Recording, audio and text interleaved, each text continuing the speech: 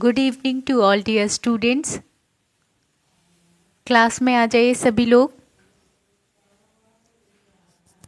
Very very good evening.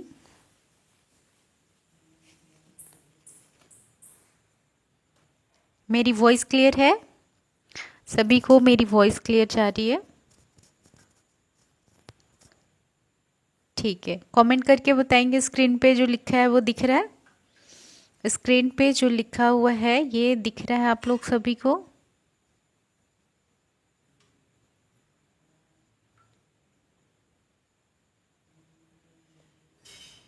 ठीक है, दिख रहा है ना? सारे लोग आ जाइए, क्लास को फिर स्टार्ट करते हैं। Good evening.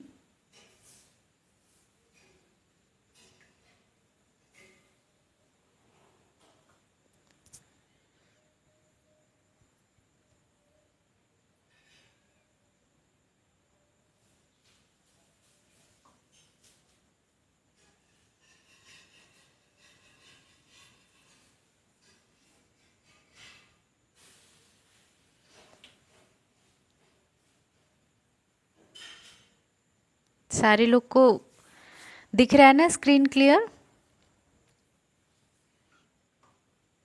ऐसा तो नहीं कि स्क्रीन नहीं दिख रहा। हाँ, जो स्क्रीन पर जो लिखा है वो दिखना चाहिए। वॉइस क्लियर है आप सभी को? चलिए, सभी आ गए।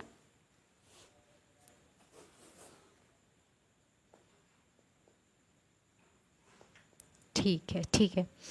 तो आज की क्लास स्टार्ट करते हैं और इस क्लास में हम सब इन्वोल्यूशन पढ़ेंगे और हम मिडवाइफरी सब्जेक्ट का चैप्टर 8 पढ़ रहे थे।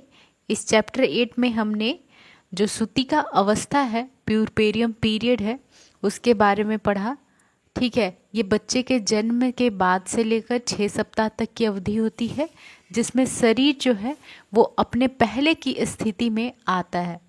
अपने पहले की स्थिति में आता है, जैसे गर्भाशय होगा, मतलब जितने सिस्टम है बॉडी के, पाचन तंत्र, उत्सर्जन तंत्र और रेस्पिरेटरी सिस्टम, ये सारे। इसके अलावा हमने कई ऐसे मतलब कुछ एबनॉर्मलिटीज़ पढ़े हैं जो इस प्यूरपेरियम अवस्था में देखने को मिलता है। जैसे कि हमने पिछली क्लास में जो प्यूरपेरियल सेप्सिस होता है, इन्फेक्शन होता है बच्चे के जन्म के बाद, उसके बारे में स्टडी किया था। और इसी चैप्टर को आज हम कंटिन्यू करेंगे और इस चैप्टर में एक और एबनॉर्मलिटी के साथ हम डिस्कस करेंगे, स्टडी करेंगे। इस क्लास में हम लोग प्रत्यावर्तन कम होना या सब इन्वोल्यूशन के बारे में पढ़ेंगे।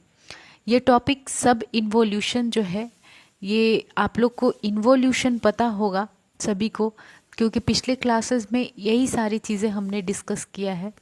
इन्वोल्यूशन का मतलब आप लोग कमेंट करके बताइए क्या होता है? क्या होता है इन्वोल्यूशन? सारे लोग बताएंगे कि इन्वोल्यूशन क्या होता है। इन्वोल्यूशन क्या होता है?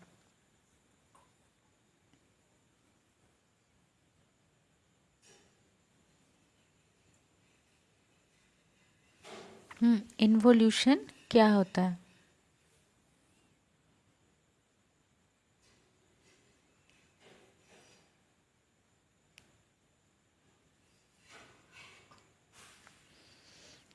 ठीक है, ठीक है, बहुत सारे लोगों का सही आ रहा है। इन्वोल्यूशन क्या होता है कि गर्भाशय का अपने पहले की स्थिति में वापस जाना, पहले की प्रेगनेंसी के पहले जैसा आकार था, वजन था, साइज था, वो पहले की स्थिति में वापस जाने के प्रोसेस को इन्वोल्यूशन कहते हैं।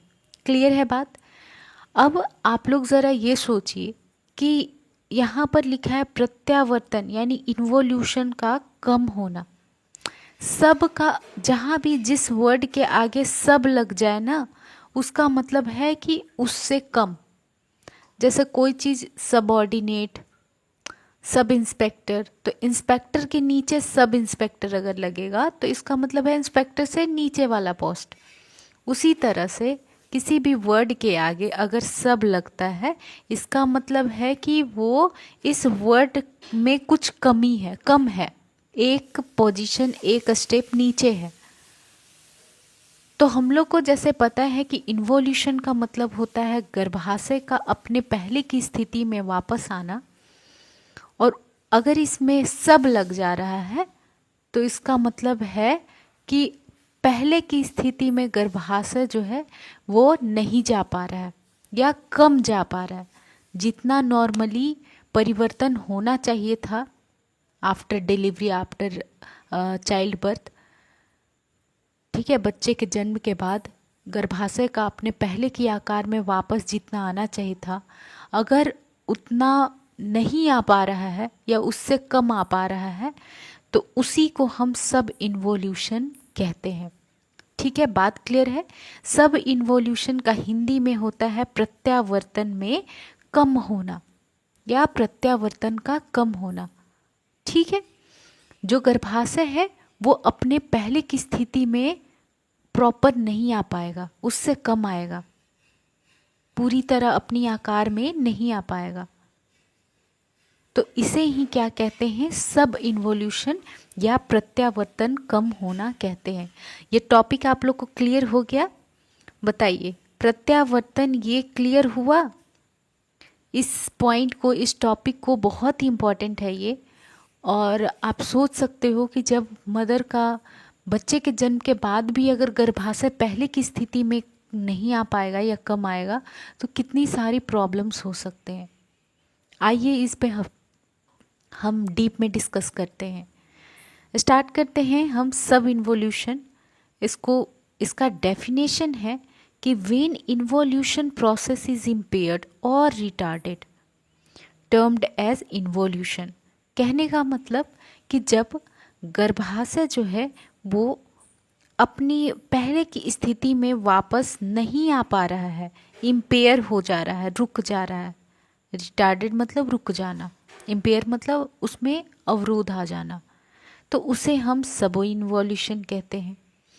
इसके अलावा यहाँ हिंदी में दिया हुआ है कि यदि प्रत्यावर्तन यानी कि इन्वोल्यूशन प्रक्रिया सामान्य से कम अथवा अनुपस्थित रहती है तो यह स्थिति अधो प्रत्यावर्तन कहलाता है।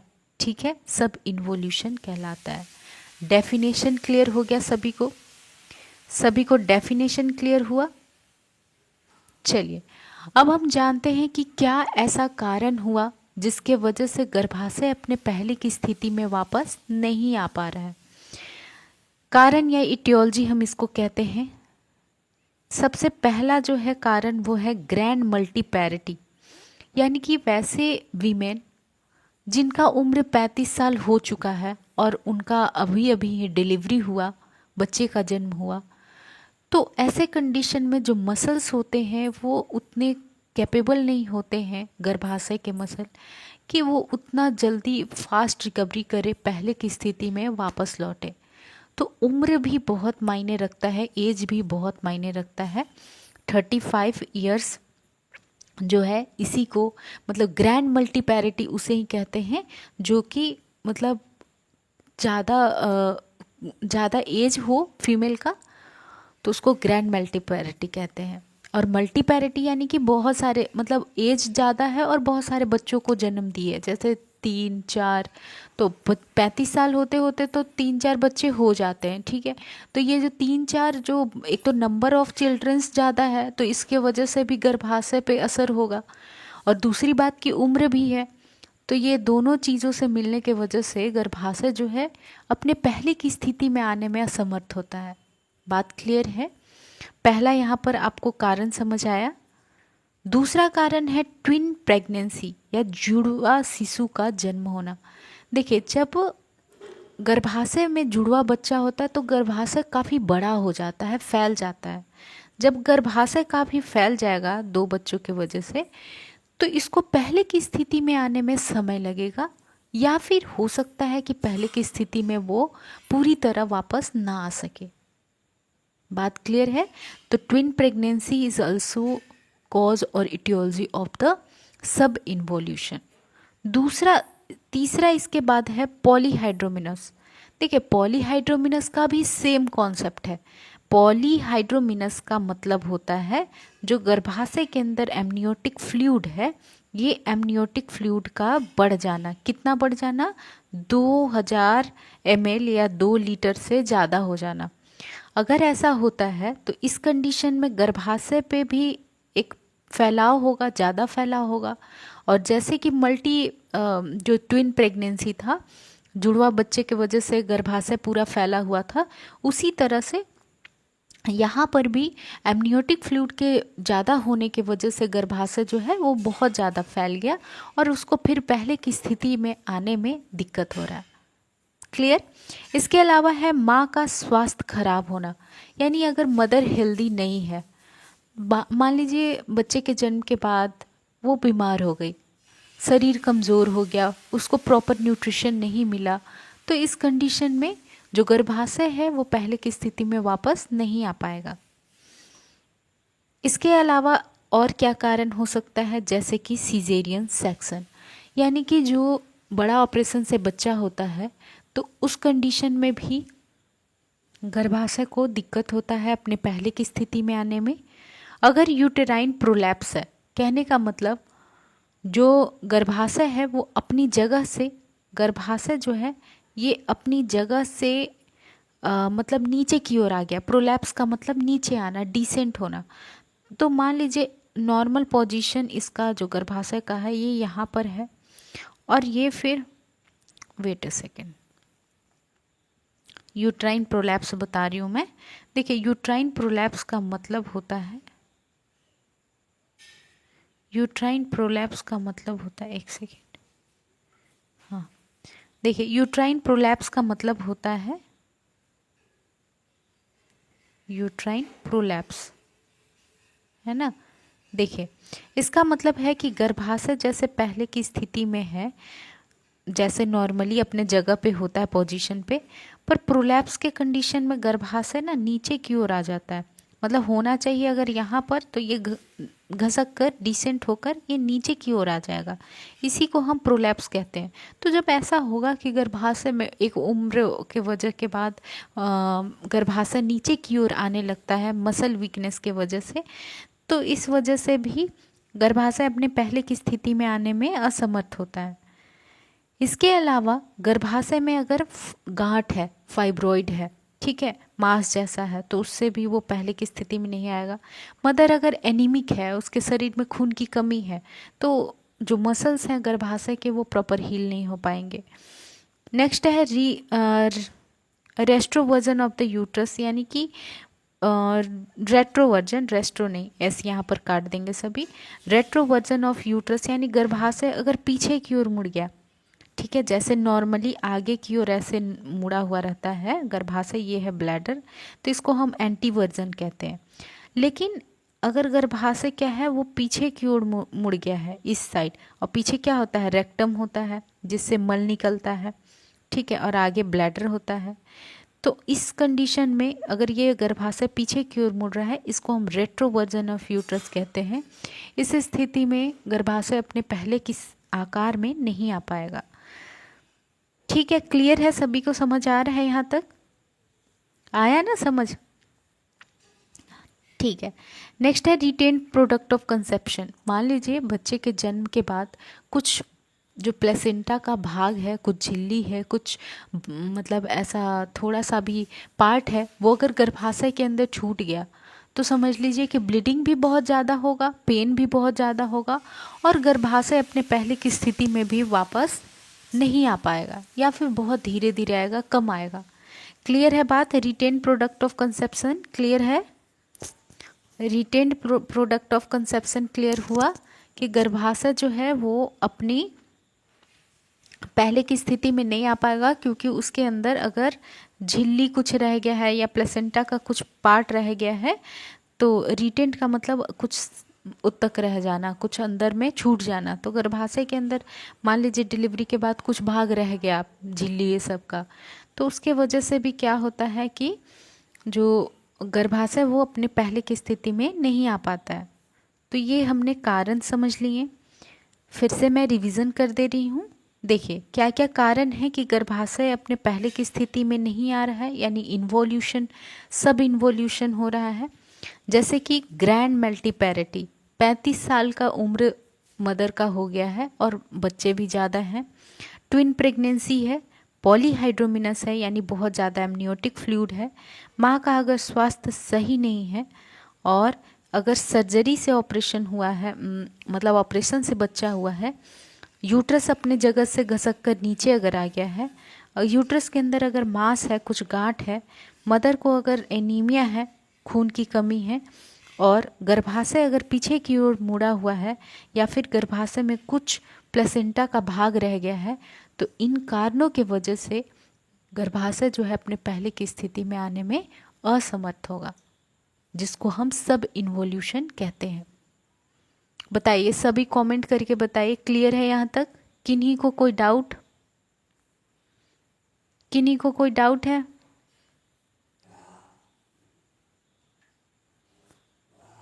यहाँ तक क्लियर है सभी को? चलिए ठीक है, ठीक है, मैं पूछूंगी, क्वेश्चन पूछूंगी। हाँ, तो जो सच है अगर समझ आ रहा है तभी हाँ बोलना है, नहीं कि सारे रेस में लगे हुए हाँ हाँ हाँ हाँ। पूछूंगी क्वेश्चन तो आपको आंसर करना होगा, ठीक है? इसलिए ध्यान से क्लास को देखिए, समझिए, कि जहाँ दिक्कत है वो पूछिए वर्ड्स, ठीक है? चलिए, अब हम लोग लक्षण देखते हैं, यानी कि सिम्टम्स देखते हैं। जब गर्भाशय अपने पहले की स्थिति में वापस नहीं आता है तो क्या क्या ऐसे चिन्ह, ऐसे लक्षण दिखाई देंगे हमें, जिससे हम कह सकते हैं कि हाँ, मतलब जो गर्भाशय है वो अभी भी प्रेगनेंसी वाले ही स्टेट में है, अभी वापस अपने पहले की स्थिति में नहीं गया है। जैसे कि असामान्य लोकियल डिस्चार्ज। अब आप लोग यहाँ पर कमेंट करके बताएंगे कि ये लोकियल डिस्चार्ज या लोकिया क्या होता है। पिछले क्लासेस में हमने लोकिया के बारे में बहुत सारी बातें और डीप डिस्कस किया था। आप लोग आज बताएंगे मुझे कि लोकिया क्या होता है। कमेंट करके बताइए, लोकिया क्या होता है। सारे लोग बताएंगे लोकिया क्या होता है।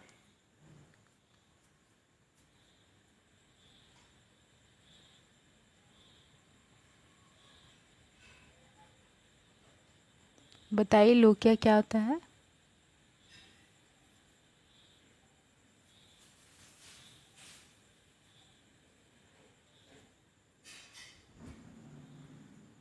ठीक है, किन्हीं लोगों का तो आंसर सही आ रहा है, लेकिन कुछ कुछ ऐसे भी हैं जिनका आंसर क्लियर नहीं है। देखिए, लोकिया के बारे में मैं बताती हूँ। जो लोकिया होता है ना, ये योनि के द्वारा, ये योनि के गर्भाशय और योनि के द्वारा निकलने वाला स्राव होता है, जो कब निकलता है? बच्चे के जन्म के बाद निकलता है। जब बच्चे का जन्म हो जाता है उसके बाद गर्भाशय से 14 दिनों के लिए एक स्राव निकलते रहता है, जिसको हम लोकिया कहते हैं। क्लियर हो गया? अब देखिए, यही लोकियल डिस्चार्ज या लोकिया जो रहेगा वो असामान्य रहेगा। जब सब इन्वोल्यूशन का कंडीशन रहता है तो ये लोकिया जितना डिस्चार्ज होना चाहिए उसके अकॉर्डिंग डिस्चार्ज नहीं होगा, असामान्य होगा। क्लियर है? इसके अलावा रक्तस्राव अधिक मात्रा में होगा, यानी कि जो गर्भाशय से ब्लीडिंग क्या होगा, बहुत ज़्यादा होगा। गर्भाशय में लगातार रक्तस्राव होगा। प्रसव के बाद रक्तस्राव, यानी कि जिसको हम पीपीएच कहते हैं, पोस्टपार्टम हैमरेज, ठीक है, यानी मेनली रक्तस्राव हमें देखने को मिलेगा। इसके अलावा पेन होगा, कहाँ पर? पेट के निचले हिस्से में, निचले भाग में पेन देखने को मिलेगा। इसके बाद प्यूरपेरियम की अवधि के अनुपात में गर्भाशय की उचित जो ऊंचाई है वो अधिक होना, यानी जैसे प्यूरपेरियम यानी जो होता है बच्चे के जन्म के बाद की अवधि, तो इस अवधि में शरीर अपने पहले की स्थिति में आना शुरू करता है। लेकिन गर्भाशय का सब इन्वोल्यूशन के कंडीशन में गर्भाशय जो है इस अनुपात से अपनी ऊंचाई में, मतलब बना हुआ नहीं रहता है, अधिक ही रहता है।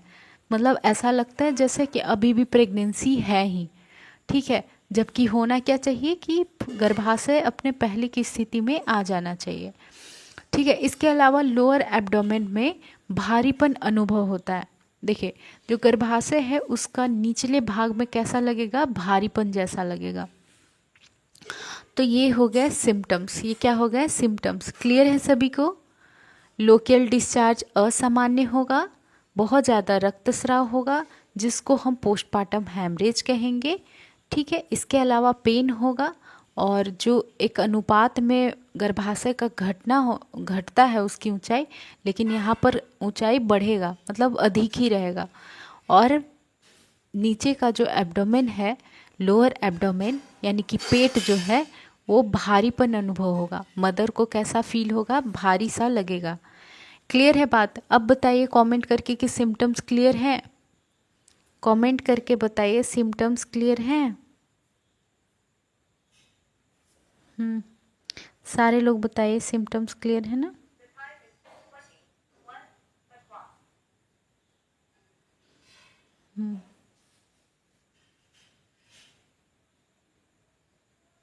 ठीक है, ठीक है।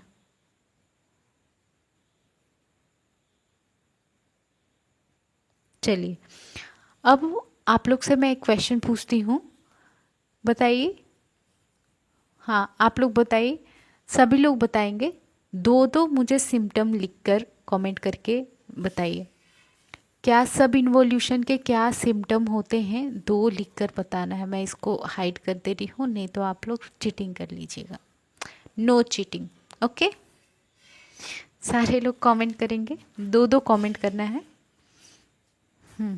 दो सिम्टम बताइए,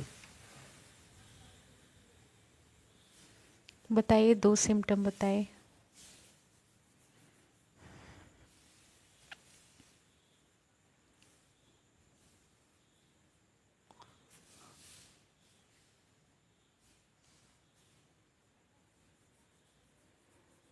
ठीक है, ठीक है। हाँ, सही है। हाँ, पेन होगा और ब्लीडिंग। ब्लीडिंग तो मतलब सबसे मोस्ट इम्पॉर्टेंट कि ब्लीडिंग होगा बहुत ज़्यादा, और पीपीएच हो जाएगा। ठीक है। पीपीएच समझ आता है ना, पोस्ट पार्टम हैमरेज। बच्चे के जन्म के बाद जो बहुत ज़्यादा अगर ब्लीडिंग होता है उसी को पोस्ट पार्टम हैमरेज कहते हैं। क्लियर है? ठीक है, ठीक है, ठीक। चलिए, अच्छी बात है। अब आप लोग क्लियर हो गया ना सभी को सिम्टम्स? मैनेजमेंट देखें अब। चलिए, मैनेजमेंट देखते हैं कि सब इन्वॉल्यूशन में हम क्या प्रबंधन करेंगे, किस तरह से उसको मैनेज करेंगे जब गर्भाशय अपने पहले की स्थिति में वापस नहीं आएगा और इस तरह से बहुत ज़्यादा ब्लीडिंग होगा, पेन होगा, मदर को भारीपन लगेगा। तो उस स्थिति में हम क्या करेंगे कि इसके लिए सब इन्वॉल्यूशन के प्रबंधन के लिए सर्वप्रथम इसके लिए उत्तरदायी कारणों की पहचान करनी चाहिए। यानी क्या कारण है कि जिसके वजह से गर्भाशय अपने पहले की स्थिति में नहीं जा रही है। ठीक है। इसी के अनुसार हम क्या करेंगे, प्रबंधन करेंगे। गर्भाशय में अपरा या झिल्ली शेष रह जाने पर एक्सप्लोर करेंगे और सफाई करेंगे। ठीक है। गर्भाशय में अगर थोड़ा सा भी कुछ प्लेसेंटा का भाग या मेम्ब्रेन रह जाता है, झिल्ली रह जाता है, तो उसको चेक करके, हाथ से ही चेक करके और फिर उसको निकाल देते हैं, साफ कर देते हैं। फिर गर्भाशय की हम ऊपर से मालिश करते हैं जिससे कि वो कठोर हो जाए और जो ब्लीडिंग है वो रुक जाए। इसके अलावा, क्लियर है, इसके अलावा प्रसव के पश्चात 0.2 mg इर्गोमेट्रिन दी जाती है। ठीक है। 0.2 mg इर्गोमेट्रिन। इर्गोमेट्रिन क्या होता है, ये एक कैटोकोलाइटिक एजेंट है। इर्गोमेट्रिन क्या करेगा, इससे मतलब ये एक क्या है, ऑक्सीटोसिन, इर्गोमेट्रिन, ये सब जो होता है ये कॉन्ट्रैक्शन को, टोकोलाइटिक एजेंट नहीं है, ये ऑक्सीटोसिक्स है। ये गर्भाशय के संकुचन को बढ़ाता है जिससे क्या होगा, इन्वोल्यूशन प्रोसेस बढ़ता है और जो भी ब्लीडिंग है उसको भी रोका जा सकता है। ठीक है। यानी 0.2 mg इर्गोमेट्रिन दवा देने से जो गर्भाशय है वो संकुचित होगा, जैसे ऑक्सीटोसिन की वजह से होता है, उसी तरह से ये यहाँ से भी गर्भाशय संकुचित होगा। और जब संकुचन होगा तो उसके अंदर जो छोटे छोटे ब्लड के वेसल्स हैं, छोटे छोटे कैपिलरीज हैं, वो ब्लॉक होंगे, रुकेंगे और ब्लीडिंग बाहर नहीं आएगा। क्लियर है बात? पीपीएच को रोकने के लिए हम इर्गोमेट्रिन देते हैं प्रसव के बाद, बच्चे के जन्म के बाद। ठीक है, क्लियर है? चलिए अब हम देखते हैं कि रोगी को संक्रमण से बचाव हेतु उचित एंटीबायोटिक दी जानी चाहिए। देखिए, हम रोगी को इन्फेक्शन से बचाने के लिए क्या देते हैं? कोई भी इन्फेक्शन जब होता है, मोस्टली बैक्टीरियल इन्फेक्शन, तो उस कंडीशन में हम क्या देते हैं? एंटीबायोटिक देते हैं। क्या देते हैं? एंटीबायोटिक देते हैं, ताकि बाद में भी इन्फेक्शन ना हो। क्लियर है? इसके अलावा जटिलताओं को उत्पन्न होने से रोकने के लिए रोगी को पर्याप्त देखभाल प्रदान करनी चाहिए। मतलब कोई भी कॉम्प्लिकेशन बाद में ना हो, उससे बचाने के लिए हम पहले ही क्या करेंगे? अच्छे से मदर की देखभाल करेंगे। प्रसव एक जटिल प्रक्रिया है, इसमें रोगी को असिस्टेंस की आवश्यकता होती है। रोगी को यह असिस्टेंट मिडवाइफरी द्वारा दिया जाता है। किसके द्वारा दिया जाता है? मिडवाइफरी द्वारा दिया जाता है। ठीक है, इसमें रोगी की जनरल केयर, मॉनिटरिंग एवं कॉम्प्लिकेशंस की रोकथाम प्रमुख कार्य होता है। क्या मिडवाइफ कौन होती है? असिस्टेंट मिडवाइफ कौन होती है? जो नर्सेज होती हैं वही मिडवाइफ होते हैं। ठीक है, उन्हें कहते हैं जो क्या करते हैं? मदद करते हैं और मदर को जनरल केयर देंगे, उसका अच्छे से मॉनिटरिंग करेंगे, यानी कि कोई कॉम्प्लिकेशन तो नहीं है, ज़्यादा ब्लीडिंग तो नहीं है, वाइटल्स ये सब को चेक करेंगे। और साथ ही साथ अगर किसी तरह का कॉम्प्लिकेशन हो रहा है, जटिलता हो रहा है, तो उसको भी हम रोकने का प्रयास कर सकते हैं। क्लियर है बात? यहाँ तक क्लियर हुआ? अब देखें, मिडवाइफ को अपना कार्य करने के लिए ड्रग्स की आवश्यकता होती है, जिनसे प्रसव को सामान्य बनाए रखने में मदद मिलती है। ठीक है, मतलब कुछ ऐसे दवा होते हैं जैसे ऑक्सीटोसिन हो गया, अभी हमने देखा इर्गोमेट्रिन हो गया, तो ये सब जो मेडिसिन्स होते हैं, और कुछ आईवी फ्लूइड्स हो गए, नॉर्मल सलाइन, ये सब, तो वो हम मदर को डिलीवरी के दौरान और डिलीवरी के बाद क्या करते हैं? लगाते हैं। ठीक है, क्लियर है? इसके अलावा गर्भावस्था एवं प्रसव के दौरान रोगी को अनेक ड्रग्स की आवश्यकता हो सकती है, जिनका अध्ययन इस अध्याय के तहत किया जा सकता है। ठीक है, जैसे कि कौन कौन सी दवाओं की ज़रूरत होती है? ऑक्सीटोसिक्स की, यानी कि जो ऑक्सीटोसिन, इर्गोमेट्रिन है वो। एंटी हाइपरटेंसिव ड्रग्स, यानी जो हाइपरटेंसिव, यानी जो ब्लड प्रेशर से रिलेटेड हो, तो जो बीपी को कंट्रोल करे, उस तरह का दवा की भी ज़रूरत होती है। अनाल्जेसिक, आप लोग कमेंट करके बताइए, अनाल्जेसिक दवा क्यों दिया जाता है? अनाल्जेसिक दवा क्यों दिया जाता है? कमेंट करेंगे सभी, अनाल्जेसिक दवा क्यों दिया जाता है?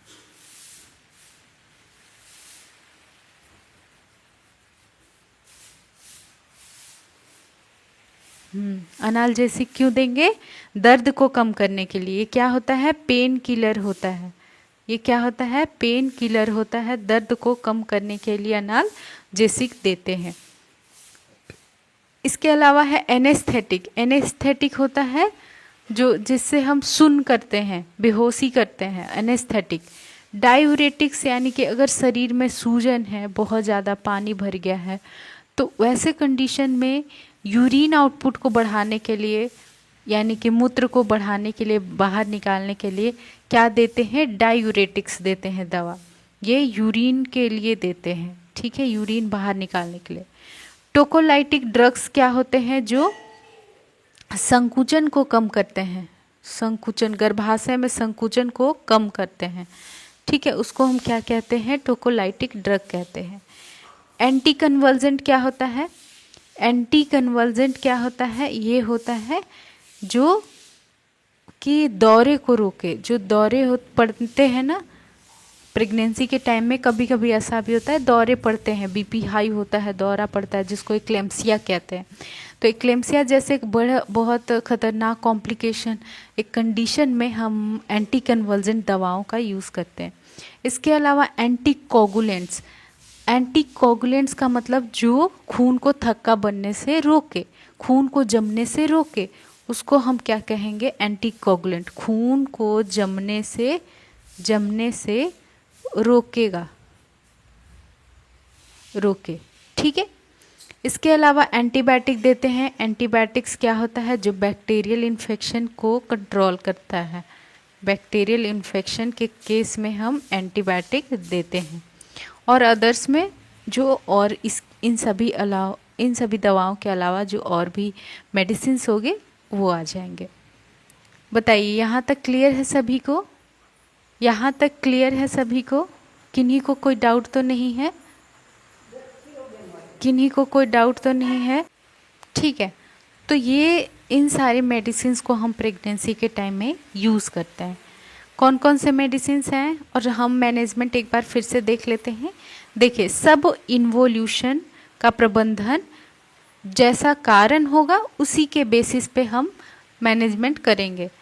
जैसे कि अगर अपरा या झिल्ली अंदर रह जाएगा गर्भाशय के अंदर, तो उसको एक्सप्लोर करेंगे, चेक करेंगे और सफाई कर देंगे। गर्भाशय को हम ऊपर से, पेट के ऊपर से मसाज करेंगे, मालिश करेंगे। प्रसव के बाद 0.2 mg इर्गोमेट्रिन एक इंजेक्शन आता है, वो दे देंगे ताकि जो पीपीएच है उसको रोका जा सके। इसके अलावा रोगी को संक्रमण से बचाने के लिए एंटीबायोटिक दे देंगे और उसको अच्छी तरह से देखभाल करेंगे। ठीक है। इन सभी के अलावा असिस्टेंस की बहुत ज़रूरी होती है। और इस क्यों ज़रूरी होता है? ताकि मदर को जनरल केयर दिया जा सके, मदर को मॉनिटरिंग किया जा सके, और अगर कोई भी किसी तरह का कॉम्प्लिकेशन हो तो उसको रोका जा सके। कुछ दवाओं को भी यूज़ किया जाता है। जैसे कौन कौन से दवाएं हैं? जैसे कि ऑक्सीटोसिक्स, ये गर्भाशय के संकुचन को में मदद करता है, संकुचन करने में मदद करता है। एंटी हाइपरटेंशन क्या करता है? बीपी को कम करता है। अनाल्जेसिक क्या करता है? पेन को कम करता है। एनेस्थेटिक क्या करता है? ये शरीर को सुन्न करता है, एनेस्थीसिया में ले जाता है। डाईयूरेटिक्स क्या करता है? डाईयूरेटिक्स क्या करेगा? ये यूरिन के प्रोडक्शन को इंक्रीज कर देगा। टोकोलाइटिक्स क्या करते हैं? संकुचन को रोकता है। ये क्या करता है? संकुचन को रोकता है, टोकोलाइटिक। एंटी कन्वल्जेंट, ये दौरे जब पड़ते हैं तब दिया जाता है। एंटीकोगुलेंट, खून को थक्का बनने से रोकता है, खून को थक्का बनने से रोकता है, बनने से रोकता है।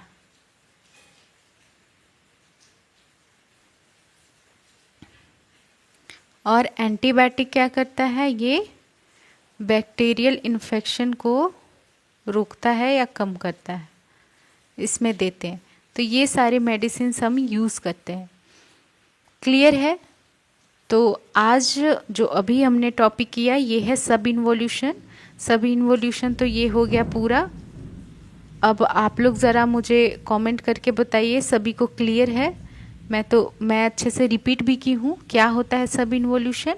ऐसा एक प्रोसेस जिसमें गर्भाशय अपने पहले की स्थिति में नहीं जाएगा या इम्पेयर हो जाएगा, जाने के लिए नहीं जा पाएगा, तो उसको हम सब इन्वोल्यूशन कहेंगे। इसके कारण हमने देखे थे, जैसे अगर माँ का एज ज़्यादा हो, जुड़वा बच्चा है, एमनियोटिक फ्लूइड ज़्यादा है, स्वास्थ्य माँ का खराब है, बड़ा ऑपरेशन से बच्चा हुआ है, गर्भाशय अगर अपने जगह से घसक कर नीचे आ गया है, गर्भाशय में अगर कोई गांठ बन गया है, मदर के शरीर में खून की अगर कमी है, या गर्भाशय अपने जगह से घसक कर पीछे चला गया है, या जो भी गर्भाशय के अंदर कुछ ऐसा मेम्ब्रेन रह गया है, प्लेसेंटा रह गया, झिल्ली रह गया है, तो इन सभी के वजह से सब इन्वोल्यूशन कंडीशन देखने को मिल सकता है। अब हम सिम्टम्स की बात करेंगे। जैसे कि लोकियल डिस्चार्ज जो होगा वो कम होगा, यानी लोकिया क्या होगा? कम होगा। रक्तस्राव अधिक होगा और ये लगातार होगा। इसके वजह से पीपीएच हो जाएगा, पोस्टपार्टम हेमरेज। माँ को जो निचला भाग है पेट का उसमें दर्द होगा, और जितना एक अवधि पे गर्भाशय की ऊंचाई होनी चाहिए उसके अनुपात में नहीं होगा, उससे अधिक होगा। ठीक है। इसके अलावा लोअर एब्डोमेन में भारीपन अनुभव होगा। मदर को कैसा लगेगा? भारीपन अनुभव होगा लोअर एब्डोमेन में। ठीक है, गर्भाशय के निचले भाग में क्या होगा? भारीपन अनुभव होगा। क्लियर है? अब मैनेजमेंट देखें। मैनेजमेंट में ये समझना है कि जिस तरह का कारण के वजह से सब इन्वॉल्यूशन हो रहा है उसी कारण को ठीक करना है। और अगर झिल्ली रह गया अंदर तो उसको एक्सप्लोर करके और फिर सफाई कर देंगे। ऊपर से गर्भाशय की मालिश करेंगे। 0.2 mg इर्गोमेट्रिन लगा देंगे इंजेक्शन, जो प्रसव के बाद लगाएंगे ताकि बहुत ज़्यादा ब्लीडिंग को रोका जा सके। एंटीबायोटिक दे देंगे ताकि इन्फेक्शन को रोका जा सके। अच्छे से देखभाल करेंगे और देखभाल करने के लिए असिस्टेंट चाहिए जो जनरल केयर करे, मदर की मॉनिटरिंग करे, कॉम्प्लिकेशन को रोके। ठीक है, कुछ दवाओं की आवश्यकता होती है। कौन कौन सी दवाएं हैं? जैसे कि oxytocin, antihypertensive, analgesic, anaesthetic, diuretic, tocolytic, anticonvulsant, anticoagulants और एंटीबायोटिक। तो ये टॉपिक हो गया कंप्लीट। अब आप लोग इसमें से क्वेश्चन पूछिए। किन्हीं को भी कोई डाउट है पूछिए। ये इसमें से क्या समझ नहीं आया, क्या डाउट है? चलिए पूछिए। किन्हीं को, जिनको भी कोई डाउट है तो पूछिए इससे रिलेटेड।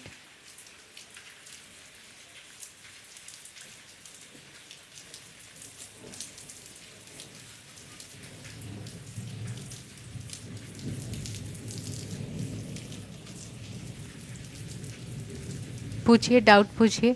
जिनको भी दिक्कत है पूछिए जल्दी, फिर आज ही हम एक और टॉपिक करेंगे। अभी टाइम है, एक और टॉपिक करेंगे। सॉरी। हाँ, जैसा आप लोग बोल रहे हो ना पॉलीहाइड्रोमिनस, देखिए पॉलीहाइड्रोमिनस क्या होता है? जब गर्भाशय के अंदर एमनियोटिक सैक में एमनियोटिक फ्लूइड जो रहता है, जिसमें बच्चा तैरते रहता है, इसमें ही इसका पूरा अच्छे से वृद्धि विकास होता है। इस एमनियोटिक फ्लूइड का अगर मात्रा, एमनियोटिक फ्लूइड का अगर मात्रा क्या है, बढ़ जाता है, इंक्रीज हो जाता है, तो उसको एक मेडिकल टर्म दिया जाता है जिसको हम कहते हैं पॉलीहाइड्रोमिनस। क्या कहते हैं? पॉलीहाइड्रोमिनस। पॉली का मतलब बहुत ज़्यादा और हाइड्रोमिनस का मतलब एमनियोटिक फ्लूइड। तो जब एमनियोटिक फ्लूइड का अमाउंट ज़्यादा हो जाएगा उसे हम क्या कह देंगे? पॉलीहाइड्रोमिनस कहेंगे। क्लियर है बात? बोलिए, सभी को क्लियर है? ठीक है, ठीक है, चलिए। और किन्हीं को कोई डाउट है पूछिए। हाँ, देखिए यूट्राइन फाइब्रॉइड क्या हो रहा है? गर्भाशय के अंदर अगर कोई मांस जैसा निकला हुआ है तो उसे ही हम क्या कहेंगे? उसे ही यूट्राइन फाइब्रॉइड कहेंगे। क्लियर है?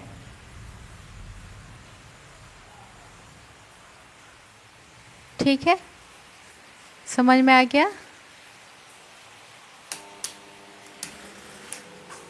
चलिए, अब आप लोग सबको क्लियर है तो अब हम लोग नेक्स्ट टॉपिक इसी क्लास में स्टार्ट करते हैं, जो है कंगारू मदर केयर। क्या है? Kangaroo mother care, KMC। आप लोग ज़रा कमेंट करके बताइए KMC के बारे में आप लोग को क्या पता है? KMC के बारे में क्या पता है?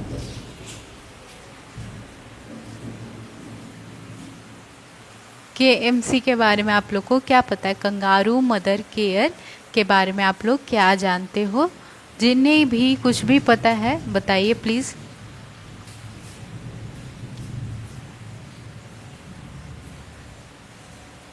कमेंट कीजिए।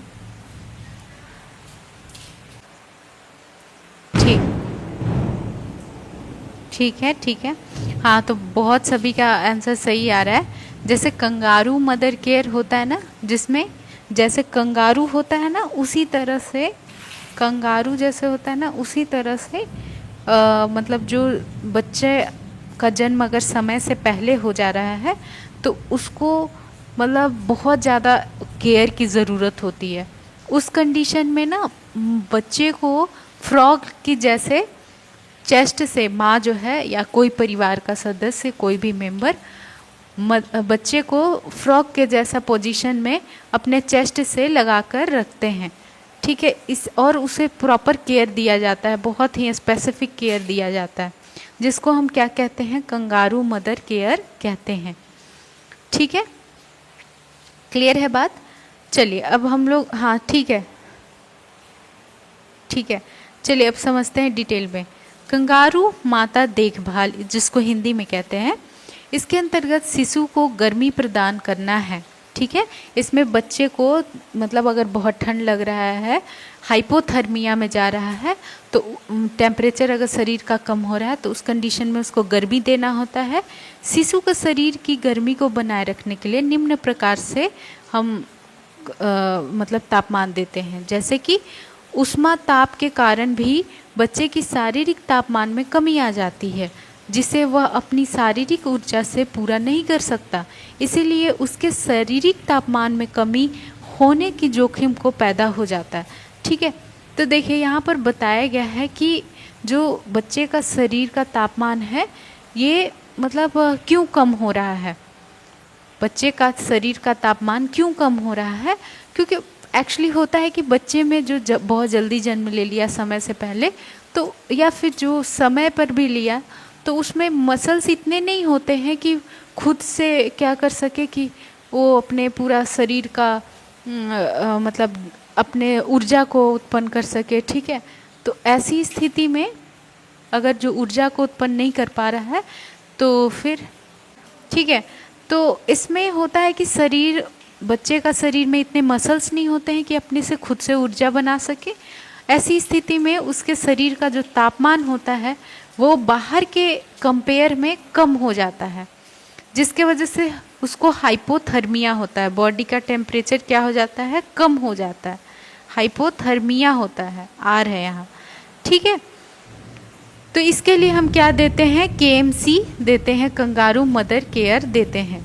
अब देखिए शारीरिक तापमान गर्मियों में कम हो सकता है, हाथ पैरों तलुओं का ठंडा होना तथा शरीर नीला पड़ना खतरे के संकेत हैं, ठीक है। अगर देखिए हाथ पैर क्या है, वो ठंडा पड़ रहा है और नीला पड़ रहा है शरीर, तो ये तो सभी को पता है कि खतरे का संकेत है। बच्चे की त्वचा अगर सूखी हो, ठीक है, बच्चे का त्वचा जो है वो सूख रहा हो, तब भी ये खतरे का संकेत है।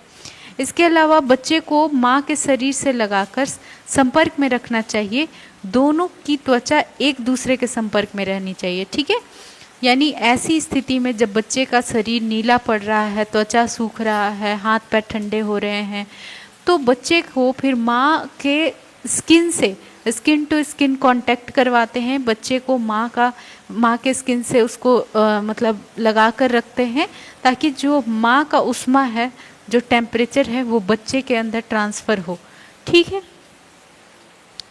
इस पद्धति को हम क्या कहते हैं, कंगारू मदर केयर या फिर कंगारू कहते हैं, ठीक है।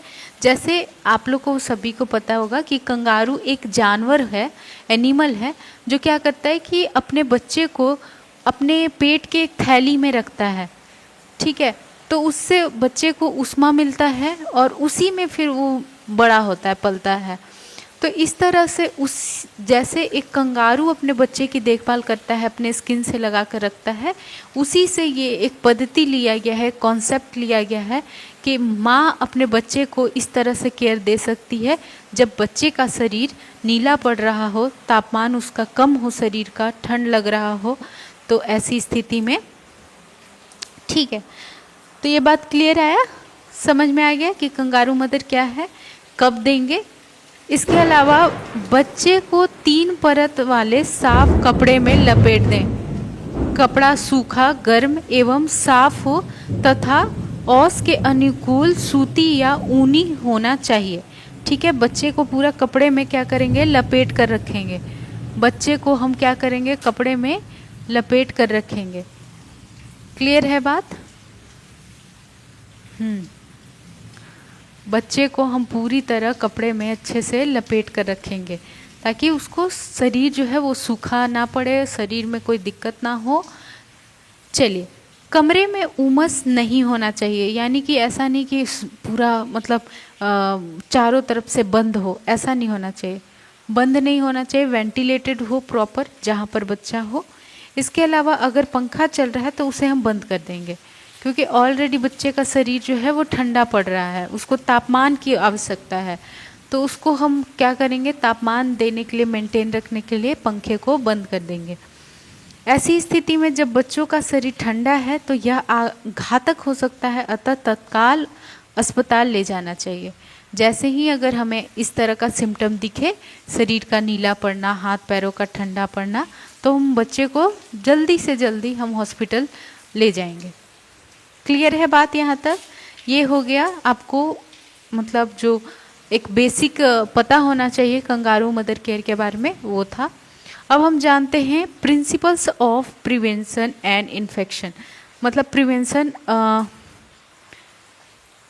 ऑफ इन्फेक्शन, जैसे संक्रमण रोकथाम के सिद्धांत, यानी कि इन्फेक्शन को हम कैसे कंट्रोल करेंगे। ठीक है, इन्फेक्शन को कैसे कंट्रोल करेंगे इसके बारे में है कि निम्न प्रकार से कंट्रोल कर सकते हैं। इसके लिए क्या क्या हमें सिद्धांत फॉलो करने हैं, क्या क्या हमें लागू करना है बातों को। जैसे संक्रमित व्यक्ति को अन्य रोगियों से अलग कमरे में रखना चाहिए। जब भी ऐसा कुछ हो ना, संक्रमण का केस हो, तो जिसको संक्रमण है उसको अलग रखो, ताकि वो दूसरे लोगों को ना फैलाए। दूसरी बात कि रोगी को देखभाल केवल एक ही 2 व्यक्ति के द्वारा की जानी चाहिए।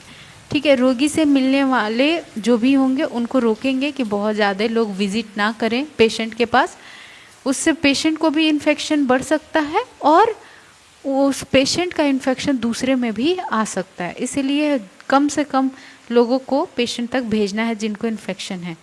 इसके अलावा कमरे की सफाई अच्छी तरह होनी चाहिए और आवश्यक फर्नीचर ही रोगी के कमरे में होना चाहिए। अननेसेसरी चीज़ें नहीं हम रखेंगे।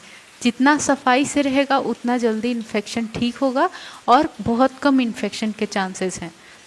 रोगी द्वारा वस्तु उपयोग की गई वस्तु को छूने के बाद किसी भी बाहरी वस्तु को हाथ लगाने से पहले हाथों को साबुन पानी से अच्छी तरह धो लेंगे। ठीक है, अगर पेशेंट कोई भी चीज़ पकड़ा है, छुआ है, तो उससे इन्फेक्शन उस ऑब्जेक्ट पे, उस वस्तु पे जा सकता है, जो कि दूसरे में भी फैल सकता है अगर दूसरे लोग उसको छूते हैं।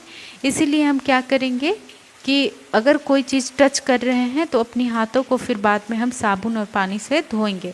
क्लियर है? अब चलिए, इसके अलावा रोगी के कमरे से बाहर ली जाने वाली प्रत्येक वस्तु को विसंक्रमण किया जाना चाहिए। धूल, मल, मूत्र, व्यर्थ, साधारण गंदी मतलब चेहरे, उपकरण, बर्तन का निपटारा अच्छी तरह करना चाहिए। ठीक है, मतलब पेशेंट से जो भी चीज़ें वेस्ट प्रोडक्ट वगैरह निकल रहे हैं उसको पहले, मतलब एक क्या कहते हैं, केमिकली ट्रीट करना चाहिए उसको पहले के, मतलब जो इन्फेक्शन है उसको कंट्रोल करने के लिए पहले हम उसको डिसइंफेक्ट करेंगे, फिर हम उसको बाहर डिस्कार्ड करेंगे या फिर रीयूज़ करेंगे। ठीक है, क्लियर है?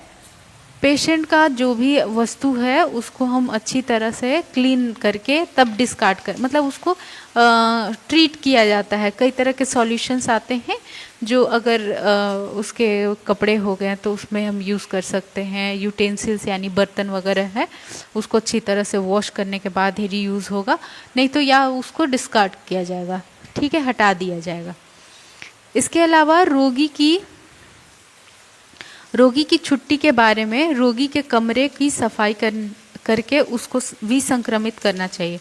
मतलब छुट्टी होने के पहले क्या करना है कि सफाई करना है पूरे उसके रूम। ठीक है, छुट्टी होने के पहले उसके रूम की अच्छे से सफाई करनी है तब, मतलब, और छुट्टी होने के बाद भी करनी है। जैसे पेशेंट जिस रूम से डिस्चार्ज हो गया, चला गया, तो वहाँ पर प्रॉपर क्या करना है, सफाई करना है, ताकि जब दूसरा पेशेंट आए तो उसको इस पेशेंट का बीमारी ना हो एटलीस्ट।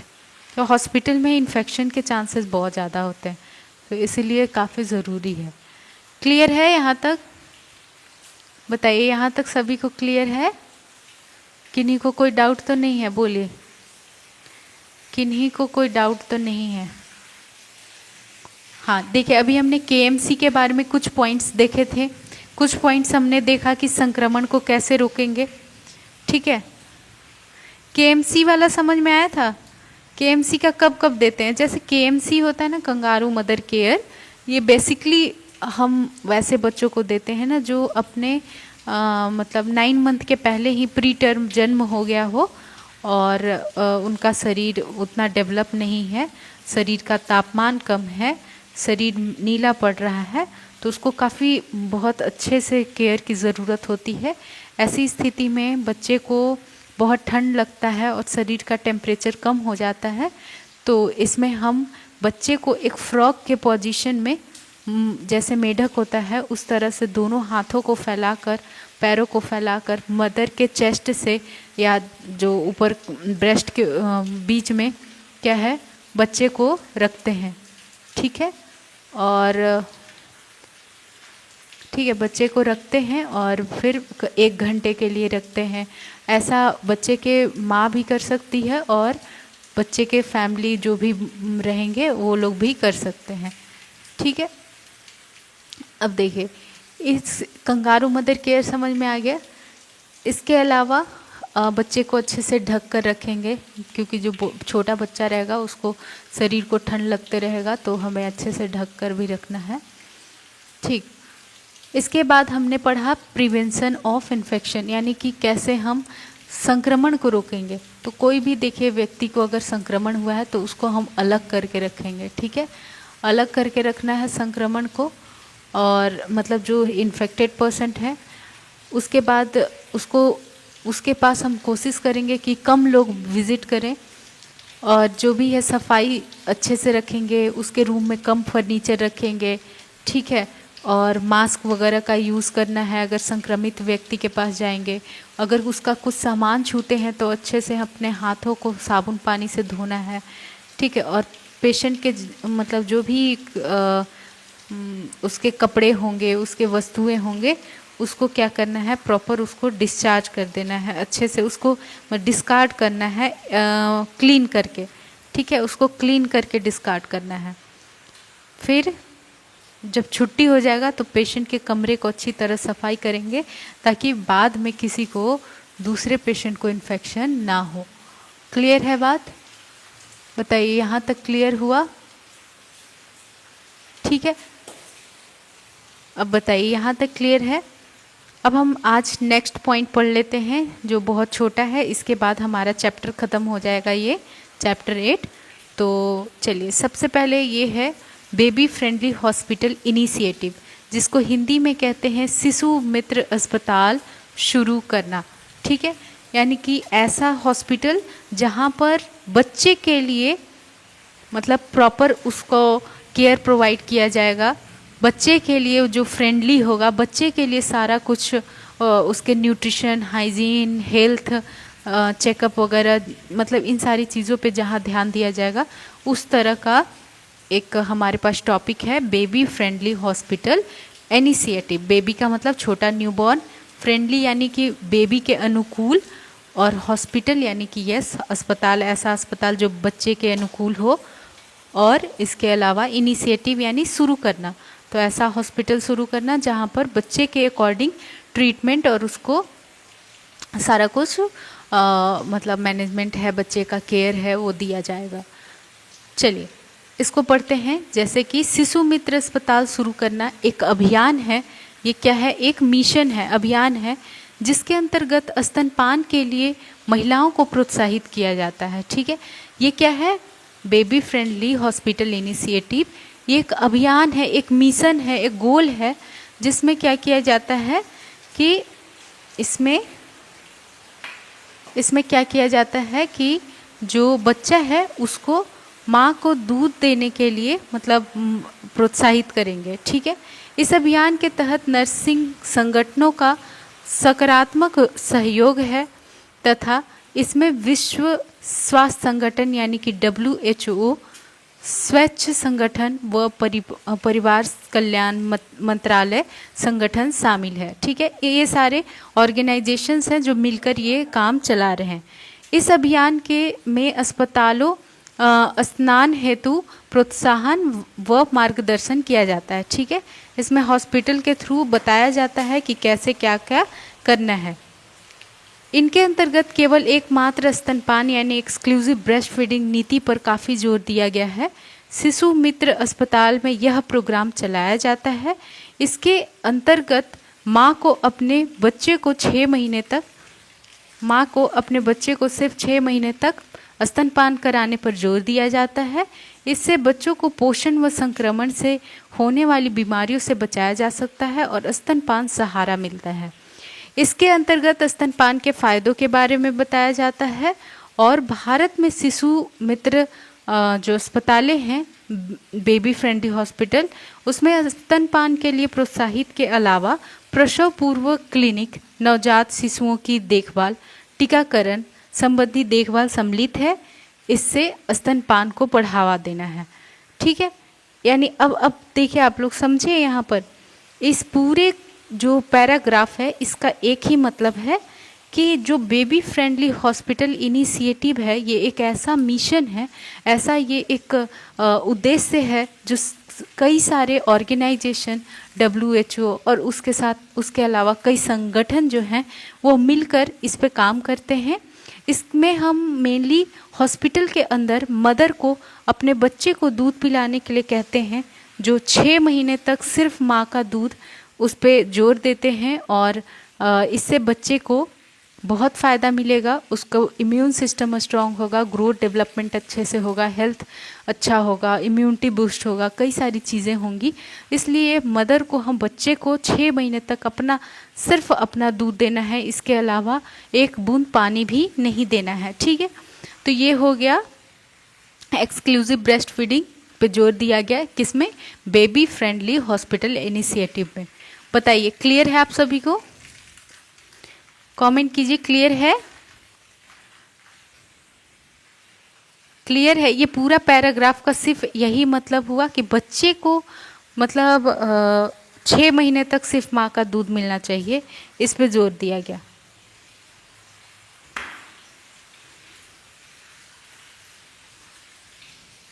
ठीक है।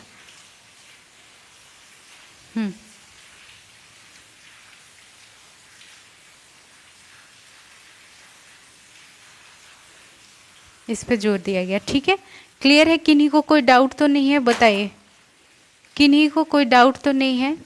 कमेंट करेंगे। आज हमने 3 टॉपिक किए हैं, 3-4 टॉपिक किए हैं। 3 किए हैं, सब इन्वोल्यूशन ऑफ यूट्रस। ठीक है, और हमने क्या किया, जो कैसे हम KMC यानी कंगारू मदर केयर, इन्फेक्शन को कैसे कंट्रोल करेंगे, उसका प्रिवेंशन और जो प्रिंसिपल्स है वो पढ़े। और हमने पढ़ा बेबी फ्रेंडली हॉस्पिटल इनिशिएटिव। इन चारों टॉपिक में किन्हीं को भी कोई डाउट है, प्लीज़ पूछिए सारे लोग, फिर ये चैप्टर एंड हो जाएगा। क्लियर है सभी को?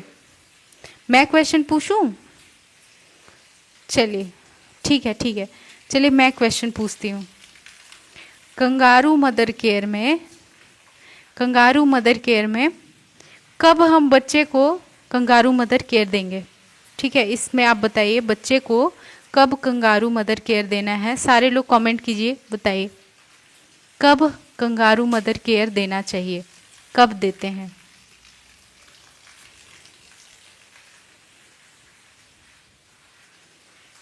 कब देते हैं कंगारू मदर केयर?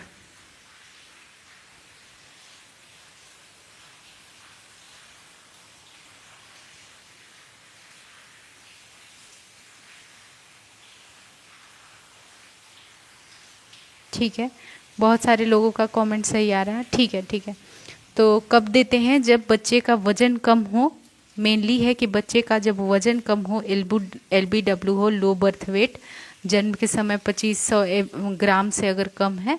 और इसके अलावा अगर बच्चे के शरीर में ठंडापन देखने को मिला, नीला पड़ रहा है, तो हाँ ठीक है। चलिए, बहुत अच्छी बात है।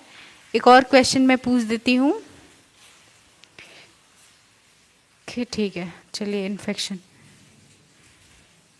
बताइए, बेबी फ्रेंडली हॉस्पिटल इनिशिएटिव में ये जो मिशन है, इसमें किस चीज़ पे ज़्यादा जोर दिया गया है, किस चीज़ पे ज़्यादा फोकस किया गया है?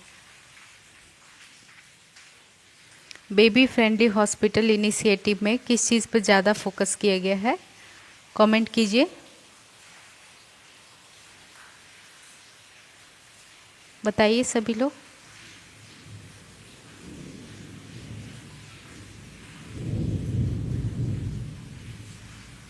ठीक है। हाँ, बच्चे को 6 महीने तक सिर्फ माँ का दूध देना है, यानी एक्सक्लूसिव ब्रेस्ट फीडिंग करवाना है, एक्सक्लूसिव ब्रेस्ट फीडिंग करवाना है, ब्रेस्ट फीडिंग करवाना है। इस चीज़ पे ज़्यादा फोकस किया गया। ठीक है, बहुत अच्छी बात है। चलिए, यानी कि आप लोग को टॉपिक, आज का जो 4 टॉपिक हमने किया ये क्लियर है, सभी को समझ आ गया, किन्हीं को कोई डाउट तो नहीं है? बहुत अच्छी बात है। चलिए, तो आज की क्लास में मतलब जो हमारा प्यूरपेरियम चैप्टर था, चैप्टर 7, ये चैप्टर 8 जो है ये पूरा कंप्लीट हो गया। और आई होप आप सभी को ये सारे टॉपिक क्लियर होंगे। इसको आप क्लास के बाद अच्छे से रिवीजन कीजिए। अगर फिर भी कोई डाउट मिलता है, you can ask in next lecture. दूसरे क्लास में भी आप पूछ सकते हो, कोई दिक्कत नहीं है। और एक डाउट क्लास भी मैं लूँगी, ठीक है? तो आज की क्लास में बस इतना ही। तब तक के लिए आप लोग अच्छे से पढ़िए, ठीक है? Thank you so much for this class. Okay.